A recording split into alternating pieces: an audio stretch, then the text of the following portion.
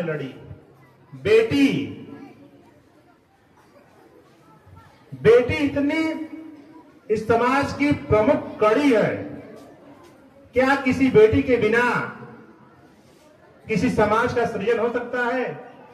किसी राष्ट्र का निर्माण हो सकता है? लेकिन दुर्भाग्य देखिए हमारे देश का ज्ञान कि हम लोगों ने गर्भ में ही बेटियों को मारना प्रारंभ कर दिया। क्या ये बेटियां नहीं रहेंगी तो हम लोग रहेंगे?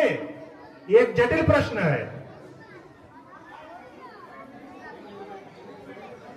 दोनों दो अंग है, दो धुरी है किसी भी राष्ट्र के, किसी भी समाज के चलने की। पुरुष और स्त्री जब दोनों चलते हैं तब प्रजा का सृजन होता है। और वेद के अंदर राष्ट्र को ही प्रजा कहा गया है। राष्ट्र शब्द का एक अर्थ प्रजा होता है, यानी कोई राष्ट्र प्रजा से ही है। अगर इस राष्ट्र में कोई रहे ही नहीं तो इसका महत्व क्या है? कैसे राष्ट्र के रूप में यह जाना जाएगा? केवल भूमि की वजह से थोड़ी जाना जाएगा। और कोई राष्ट्र अपनी संस्कृति के लिए जाना जाता है।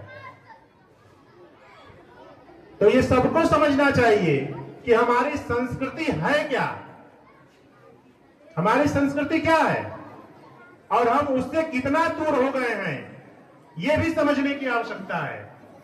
हमारी संस्कृति का मूल है वसुधैव कुटुंबकम।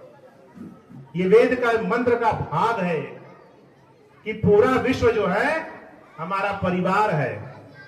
ये दृष्टि भारतीय संस्कृति के मूल, जिस पर पूरी भारतीय सनातन संस्कृति टिकी हुई है, उस वेद की ये मूल बात है।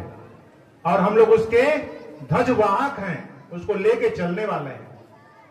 क्या आज हम, देखिए बहुत गंभीर बात है, क्या आज हम वो वसुधैव कुटुंबकम जो पूरे विश्व को अपना समझने का है, क्या वो हमारे राष्ट्र में हम किसी को अपना समझ रहे हैं? आज देखिएगा परिवार हमारा बिखर रहा है।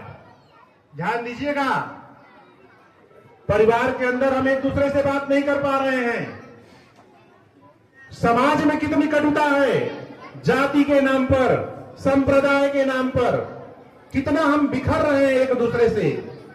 क्या इसी का उद्घोष हमारे ऋषियों ने किया था कि हम एक दूसरे से अलग हो जाएं? और जब अलग होंगे तो होगा क्या?